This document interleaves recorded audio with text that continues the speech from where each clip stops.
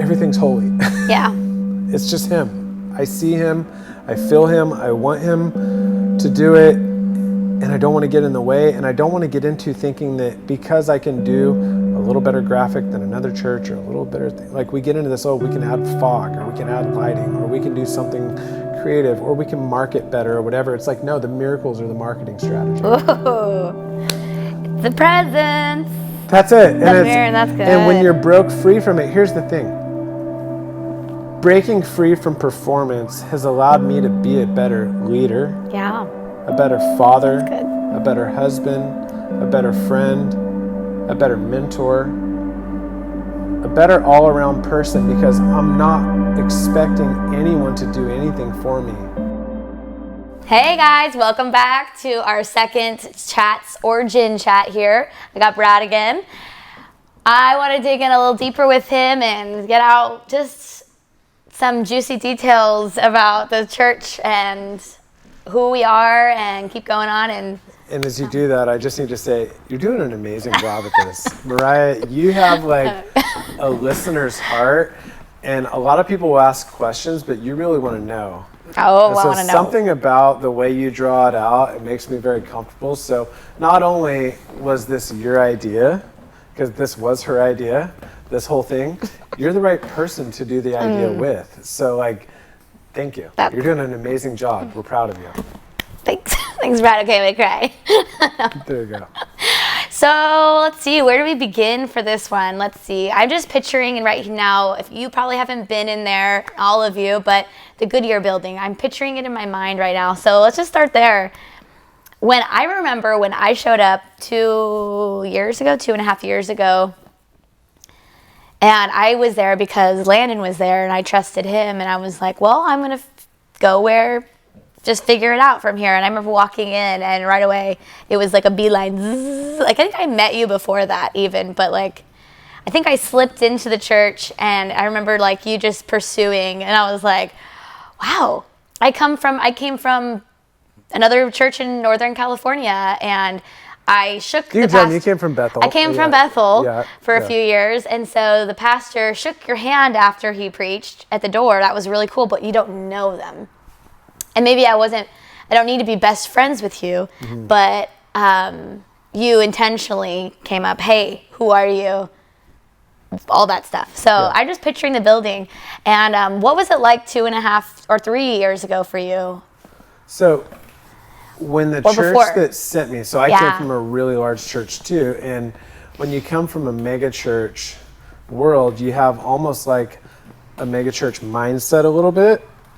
And what's interesting about where you came from, where I came from, they're two really large churches, but two very different that's good. management models, and just really like kind of same stream-ish a little bit. Maybe different values? Yeah. Core values? Yeah, leadership values, culture is very different. A lot of it's so there's a lot of differences, but also some similarities in just the actual like, here's what it feels like to be involved at some level, you know. But when you walked into that building, for those who hadn't been there, the Goodyear building was a 20,000 square foot warehouse, and it's this huge open space. And it was the first we went big. It's like we were like, we're gonna be a really big church. But I was sitting over here and it didn't work. So now, like, the church that sent me, everybody left. And we can get into that. But everybody left. They're like, hey, you're the guy, but you have no staff, no funding, no training, really.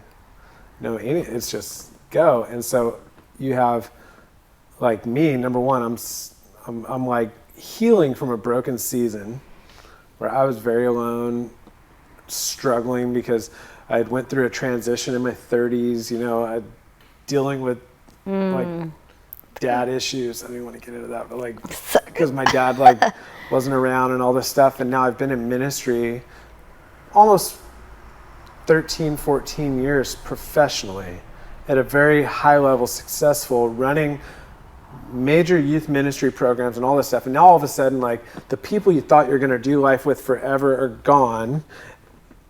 And It's okay. It's good. It was God's plan. It was all good. And now you're left here and you're like, what am I going to do? I've got a 20,000 square foot warehouse, got 20 people in the church, and 18 of them aren't aligning with my vision. So what do we do? How do we move forward? And the worship leaders, the kids pastors, the media team, all of them are paid staff members of this other church, and now they're gone. That's rough. Yeah. Yeah, and so like, what was your vision of like starting new? Were you like, we have to have this, we have to have that, to try to like get to where they kind of were at that point, where you're like, okay, I need a worship team that's like the best, and I need this, and I need that? Or at that point where you like, that doesn't matter? Or what was your feeling on that? well, I made a lot of mistakes, number one. So like I made a ton of mistakes. So like, Good. I'd say like on my personal stuff, I like laid with my face on the carpet for hours and hours and hours in that sanctuary alone, 20,000 cold square feet, nobody around, just me, just going, Jesus, you told me to do this. And now everything in my life looks like everyone's leaving and they're abandoning ship. And I'll be honest with you, part of me is wondering if I should abandon with them. But Lord, you said do this. And God, I don't want to step back. And I remember I had really struggled because everybody's like, go get a different building, go to do this. Everybody has a plan. That's probably the first thing you encounter is everybody tells you what you should do. And everybody's got a plan, but there's very little buy-in from anybody. So it's like, how do I take what you're saying, and like you have to assign value to what people are saying. So it's like, just because you have a voice doesn't mean that your voice is going to impact this decision. But at the beginning of it, like you're alone and you're like, I just need a friend. I just need somebody who says, I'm willing to take a risk with you. I need someone who's willing to like stand in an empty room with like 10 people who barely know each other and go, we see a vision for something. That's good. And so it's scary, it's lonely. And like at the beginning of it, I was praying, I said, God, what do I do? Do I leave? Do we go to a house? Do we go to a backyard? What do we do? And I had this big, huge warehouse and another church that we were renting with. And they were the sublease, we were the primary, but as the other church left that sent me, they wanted to take over the primary, and I had an option on staying the subleasing. So like just business. So I go to prayer and I say, God, is this you? I go listen to a sermon. The first word the pastor says as he comes out of the sermon, he says, I don't know who this is for, but on the way down here, I just got a phrase in my mind, and over again, I kept hearing it, but I don't know who this is for, but you need to bloom where you're planted. And I was like, okay. I get a text from somebody. I believe it was a text. Could have been a call. No, it was a call. Friend in the church. And I said, I don't know what decision to make. It's like the hardest. I don't know how to step forward. I know what needs to happen. But man, we've been through such a crazy season. All these people are leaving the church. Like it's pruning. Every day is a pruning day. And like, I need to take a step forward for the church. What do I do? And he goes, I don't know. I go, just say it. What's on your mind? He goes, just bloom where you're planted. And I was like, okay. And I remember it was Thanksgiving week, because I went to a Thanksgiving football game. It was like a turkey bowl. Yeah. And I wasn't actually playing because I had some health challenges with my back and my knee at that time. And anyways, I was sitting on the sidelines next to a college-age girl who went to, I don't believe it was Pepperdine or one of these schools over here. And anyways, she sits down and I'm like, how's life? You know, we're just talking. She's like, so good. I just keep hearing bloom where you're planted. That's good. And I said, okay, that's it. I never even told her, but after she was done with that conversation, we were done with that conversation, I went back and I go to God and I say, you say through the mouth of 2 to 3 witnesses, so good, you will confirm your words. So I'm going to sign the sublease in this massive, awkward, old school building that we are way too small for, and we have no business being in. I'm going to bloom where I'm planted and stay right here. And we leased there for 2 years. That was the first 2 years before. Yeah. And actually up until COVID, that's where we were. But I would go every Saturday night. And in the beginning of this, I was the janitor. I was the youth pastor. I even led the women's groups. I cleaned the trash. That's good stuff. We didn't have a media team. The only thing I didn't do was worship, and that's because God answered a major prayer in sending Landon, your brother, into my life. That was my also question. Like, so you said you need those people, like you need somebody. I'm like, okay, well, who did he end up bringing for you? You had like a core few people, so that's really cool. Yeah, well, that's hard because the decisions you make, it's like who you link up with. It's probably the most important decision. Yeah. In the early phases of any startup, it's like who you do life with, right? So kind. And I remember I went before Landon. We had to form our board, and I just wanted people that, number one, you need people that are time tested, like that know you and you could be yourself around. And so I prayed. I really felt like Nick Villajos, who is now, treasurer of the board. He's a backup communicator for me sometimes. So good. He has a teaching gift. Hilarious. It's funny. He's actually a brilliant psychologist in the city. I actually had been serving in his youth ministry where we came from, and he, by just sheer divine appointment, got a job in the same city, and we ended up doing this together. So now I called him and I said, hey, I want to ask you to do this with me, and I don't want you to be a yes man. I want you to give me honest feedback. Ooh, he does. He does. I did. And I said, I'm choosing you, and people will never, I'm choosing you. So we're gonna be in unity, and we're gonna honor one another in ministry, but I'm asking you to make sure that I don't become crazy. That was literally it. Like, that was the first, and I honestly believe in that. God honored a lot of that, because at that point when you're putting it together, I could have chose to go, Nick even says it now, he's like, you could have chose anybody to help on this board formation and all the stuff we'd done on the back end, the executive side of this. And I said, I want you because I know that you'll tell me the truth, and if you'll call me out. And so, like, he'll put my ego in check, he'll put my theology in check, but he'll do it in a way, and I don't know, he'll just do it right.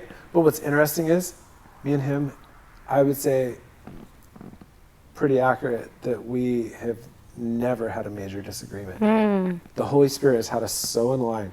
And so then we start to grab the Perdomes, so Jenny and Garrett Perdome. Yeah. And then Nick at that time was single, he ended up getting married. Yeah. So and then we had a board that formed around that, like an advisory board. That's so cool. At that time, Deborah Yonner and Joe Yonner and Tim and Mary Adams and Angel and Elsa and Jason and Cynthia Allen, and there was a whole crew. But what's interesting was with COVID, we were going pretty steadily, and the bottom fell out of it all. So like, even like the core group of the church, everything changed. Yeah, totally. Everything changed, and then totally. It was like when trials came, persecution came to the early church. It's like they scattered. So yeah. I love that we were such a small group in such a big building that there was space too. To me, I was like, coming from Bethel, where there's so many people, you're all crammed in there to like dance even or release something and worship. You're squeezed against the side wall maybe, and you can't kneel because of fire codes. Like, you can't get down. You can't do certain things because of fire. There's so many people, there's not room. And I remember coming into the Goodyear building, and I was like, there's so much room. There's so much room. I can dance in the back. Like, I can kneel wherever I want to kneel. Like, there's so much room. And to me, it was like, finally, I can.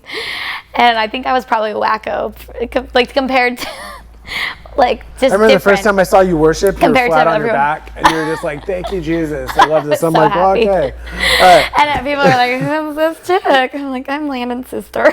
And she's just loving worship. But what's interesting about this was, and this getting into more content that's probably relevant to people that are in it now that didn't really know or care about the history and where we came from and stuff, but like, we had to break off a lot of stuff that was on us before. So share, please, about what was on you before. Honestly, I know it's like hard because there may be failures or what you learn from, like you fail, get back up.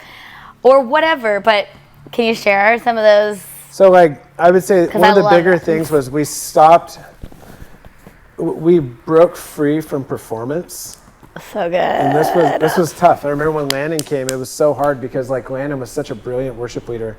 And we had a big vision always. We always saw God doing these big things, but we'd come in and we're like, okay, Sunday by Sunday, like we're just going to begin to build. But the most important thing is that we're actually in the presence of Jesus. So it's like performance versus presence. Yeah, like moving past so quickly just to fix the agenda. We had to stop thinking, wow, did people enjoy worship? It was more, was the presence of God released in worship? So good. We had to stop thinking, were songs 3.5 minute long songs? Were we doing 27 minutes versus 32 minutes? And I'm not knocking churches that do that. Just saying for us, it was like, that's not really the goal. Had to stop thinking, what if we don't have an online presence? We didn't have an Instagram for a while. Like we didn't have any of that. And what's the most important thing? The most important thing is that we as leaders learn how to walk in the presence of Jesus. Mm-hmm. Because if not, people are going to come and they're just getting empty messages and empty relationships and emptiness from us. So we have to carry something. Mm-hmm. That's good. And as we learn, like Landon and I hope that you get a chance next week to see Landon and possibly Matt, if we can get Matt off work. But man, we just had to learn to actually worship. And it almost was like the people witnessing the worship was a byproduct of what was happening within us as leaders. Yeah. And I, as a leader, began to go deeper in worship. And we were just talking today, there was this Upper Room song that on my Spotify it came on and something was sitting on it in the season. I remember during COVID is when it really shifted. Yeah. Right at the beginning of 2020 or spring 2020. Man, I was laying on my face and I was worshiping and this song kept replaying and we were doing Park Church. So it was maybe summer 2020. We're doing Park Church. And man, I'm like struggling because it's like you can't even predict who's going to come. You can't predict if there's going to be a police officer there trying to shut us down. You can't predict whether or not someone's going to come with a camera and tell you you're killing people. Yeah, that happened. I know. That actually happened. You can't predict whether the paper is going to pick something up and go say, oh, look how reckless this church is. Twist. The whole thing. Yeah. You can't predict any of that. All I knew was God had not released me from this. And I knew there was no pandemic exception to the Great Commission. And I knew that That's good. It's like, I don't care what any other church is doing. It was my responsibility to stay in the presence of God because we were getting people giving their life to Christ on beach towels. We were seeing healing happen. We're seeing just pulling up from their bikes and like pulling up from their bikes and like full life change happening there at a park. Yeah. Just on the coast. It was absolutely wild. And I remember I was worshiping on this song and I kept repeating the words and kept repeating the words. And it's like the Spirit sat on me and something ripped, like the tearing of a veil. And this day, my mom was staying with us and I was in my room and I had been worshiping since the night before and it had been the same song. I probably listened to it 50 times. But it was like the words became a part of me. And it was like I was in it. And Shanna had taken off, went to go set up out at the park, and all the girls were gone. My mom was still there. She was, I think, trying to figure out what I was doing because as she left, it was like 9 a.m. And now I'd been up since 4 or 5 or whatever, early in the morning, and I had been worshiping. And now, I don't even know if I studied for my sermon that morning. I was just literally in worship, and now I'm crying. And something had ripped where I just started to see heaven. So good. And I started to see millions of people worshiping. And it wasn't like a biblical vision. I don't know, maybe it was, but I just very clearly I started to see a throne with fire in a room with millions of people, and they were worshiping, and it's like all eyes were on him.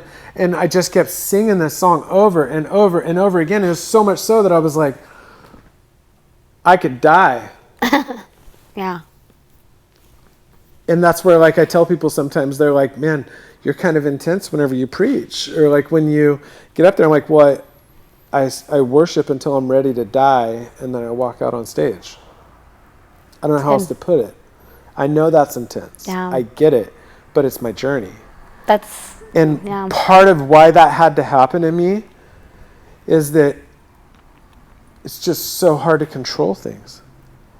And then you want to control things. You don't want to lose people, and your heart's breaking, and you're like, I love this so much, and Lord, you said it, and I want to see it go forward, but I can't do it. Mm-hmm. It's a surrendering. You know what I mean? And you're like, let it go. And then you're like, the only one who can do any of this is you. So good. And then you find yourself, then that day, I remember I show up at church, and my mom had went on, Shanna goes, are you okay? Your mom's worried about you. She heard you screaming in the room with the door shut, and she was like, the neighbors are going to think he's freaking out. Like, I'm freaking out. I was freaking out. And I remember I came, and that day, there was more people at church. I mean, our church was multiplying rapidly out at the park. It was multiplying. And it didn't do anything but get in the presence of the Holy Spirit.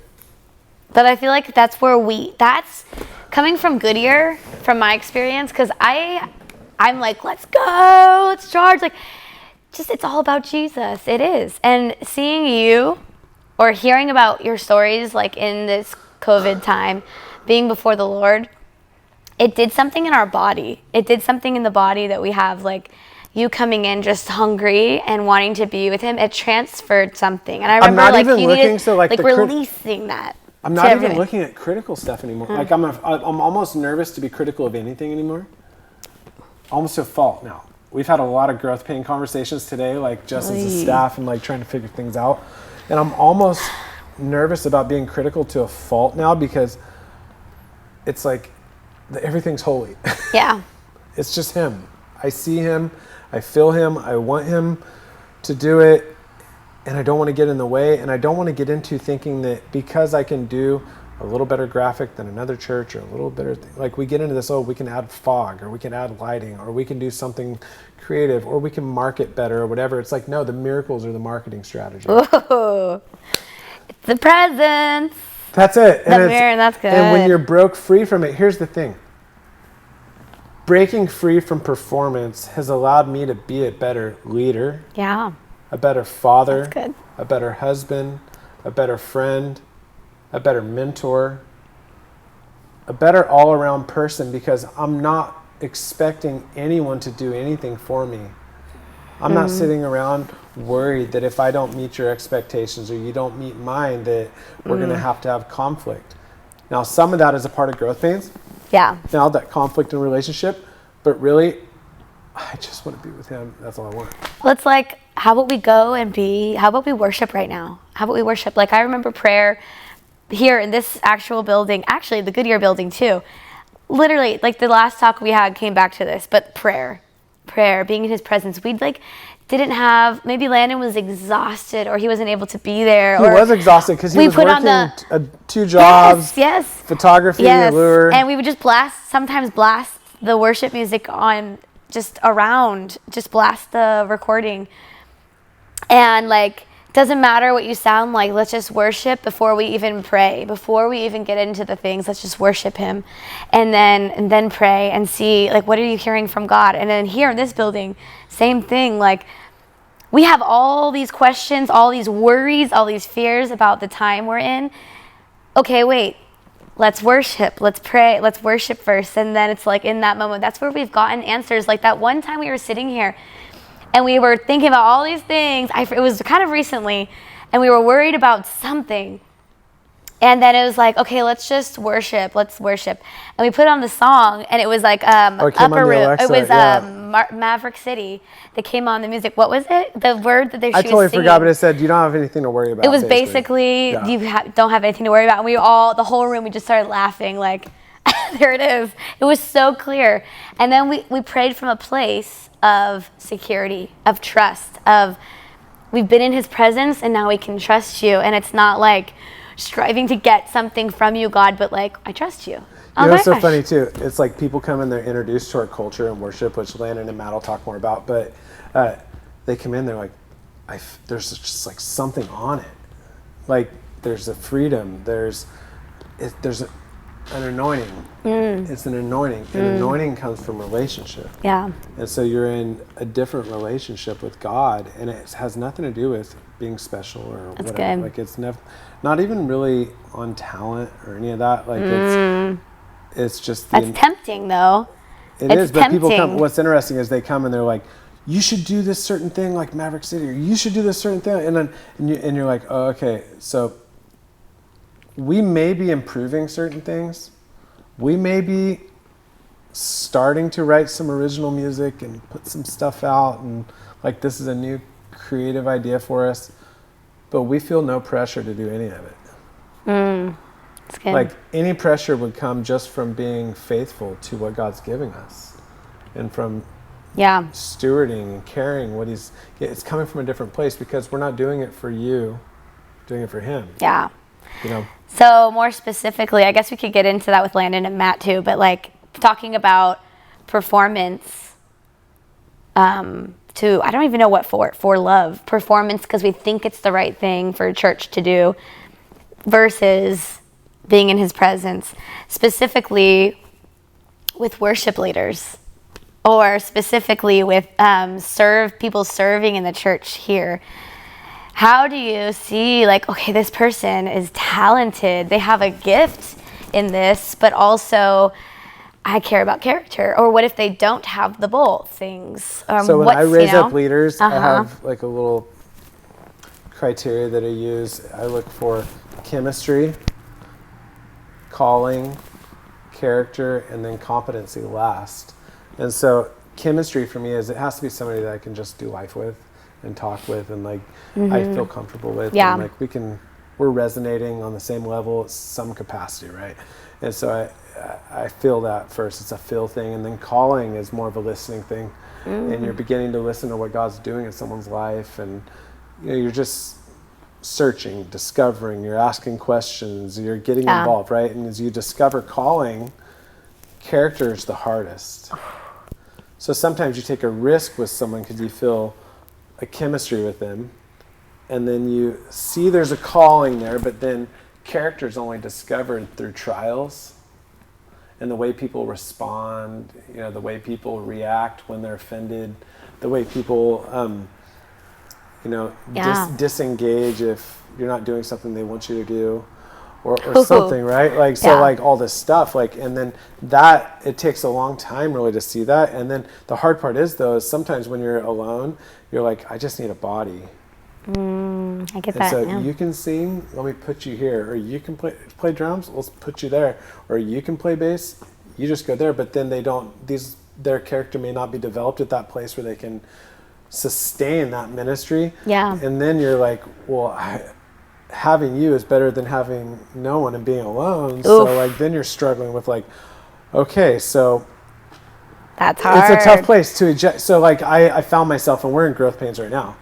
Like we've been in it all the last week or so. I came back and I took a little vacation, but I came back and I was thinking the way that you lead at 50 is not the way you lead when you have 150.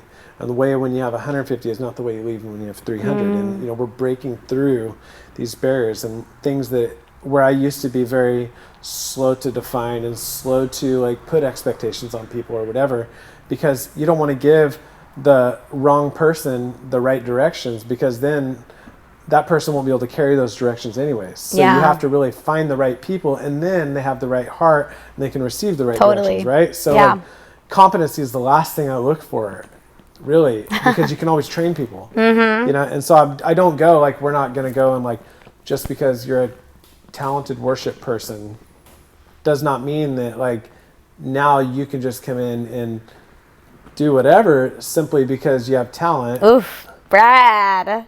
Like you have to be able to carry the culture, because it's not mine, it's His. And and now we're carrying something that's bigger than us. And like if your worship doesn't lead people to Jesus, it's not worship, you're singing songs. And so like that's our goal. Yeah, I see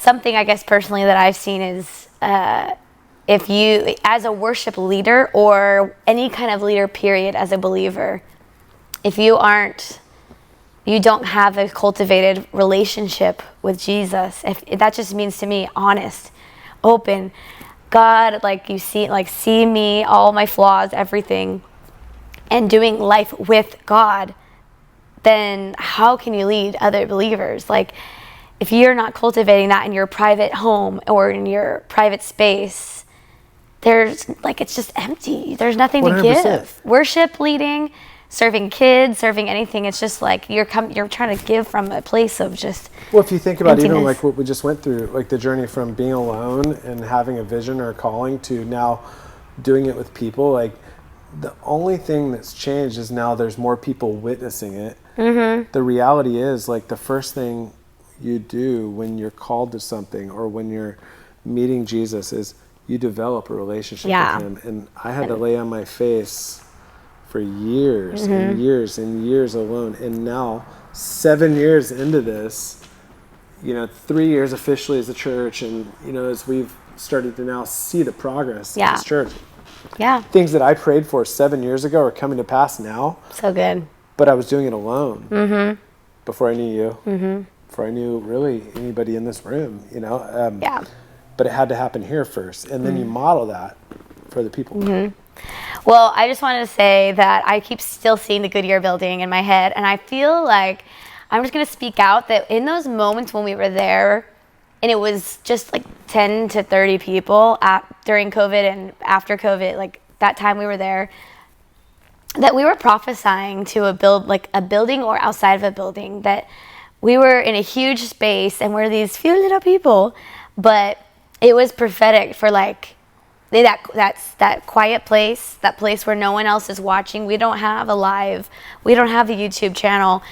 We don't post anything, and we're cultivating this thing, and it's just raw and raw and raw, that now I feel like God's like, I'm going to give you something different, something bigger, building or park or wherever outside a building, but he trusts us with that small open building, or the big building. We're a small little group, and now it's like, no, we're going to fill it. We have too many fish for the net, 100%. And it's going to be, so. It's so cool, I have to say this. And I'm just getting all this while you're talking, but the week that we went into the theater, I almost had a nervous breakdown that week. This is legit. We spent 1.5 years worshiping just in the wilderness, surrounded by police, just being called all these names, having so many people also hate favor us, taking us, saying you're being political and all this stuff. People are just like launching criticism at us, right? And I get it. I get a lot of it, and I even agree with a lot of it. However, I was just under a different assignment from Jesus. So I was being obedient to him. But I remember that night, we had a Thursday night practice, our first night. And I came in and everybody's like, your energy is so off today. I'm like, I can't do this, because we had our name on the billboard, downtown Ventura. Lights. Right mics. in the middle. It was like lights, stage. I'd been off a stage for so long.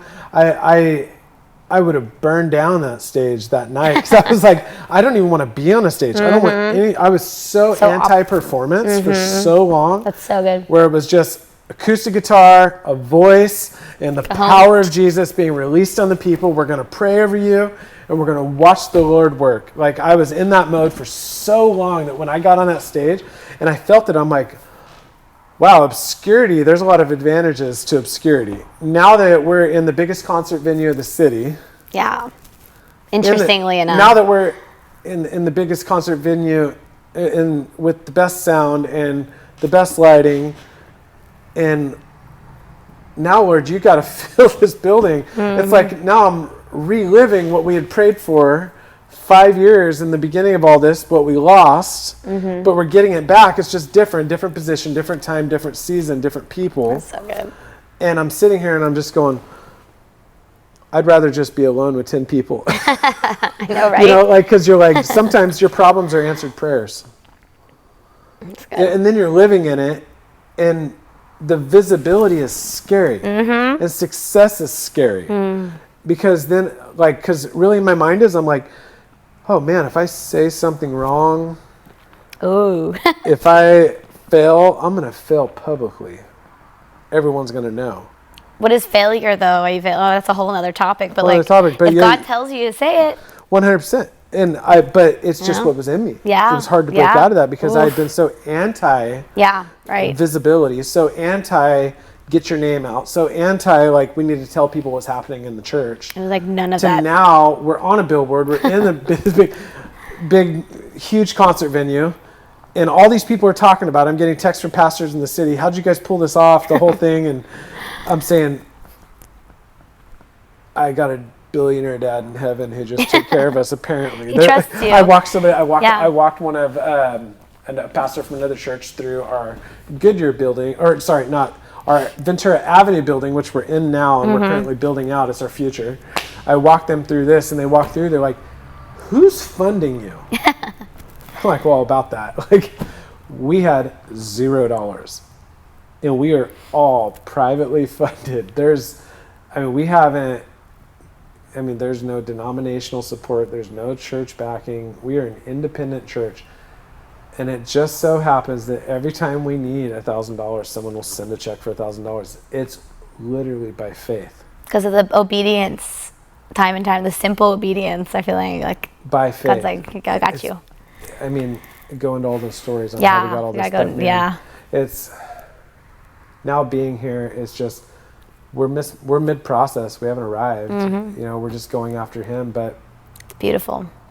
It's beautiful that Jesus stripped us into the wilderness, stripped us back of all the performance. He's like, that's not your heart. That's not it for you. And I'm bringing you out here to be in the public, to obey me and speak loudly outside.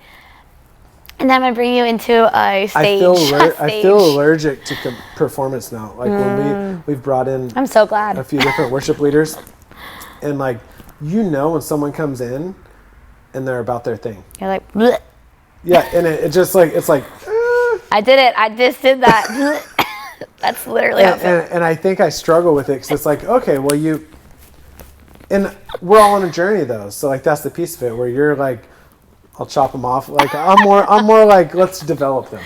Yes. So I want to develop people into it, but like we just don't want to fake it. I'm so tired of faking it. And when we say breaking performance, you're breaking the show and you're just giving people giving people the raw, authentic, this is what it is. And I'm not going to lie to you. And I'm not going to lie to me. And I'm going to be who I am. And you be who you are. And we're going to go after this together. And I'm going to give you full freedom to say what you want to say, do what you want to do. I'm not going to control you. I'm not going to control it. We're just simply going to be about the real thing. So good. If you're not coming real, don't come. Yeah. Bye. No, that's it. But that's where you get almost. Because you're like, when I've experienced Him, it's like, nothing else matters. Like I can't control anybody else either. Anyways, so good. So good. More. We have so many things to get into the next few weeks. So exciting because next week we want to try to get Landon and Matt here and sit down and talk about worship. And then more and more people and share more of the story, get more in depth and see where we're going, future too. We can get back on some other stuff too in a few episodes. Yeah, there's lots, so many things. Thank you for watching. Thank you for your time. So exciting, and this is family. Origin chats.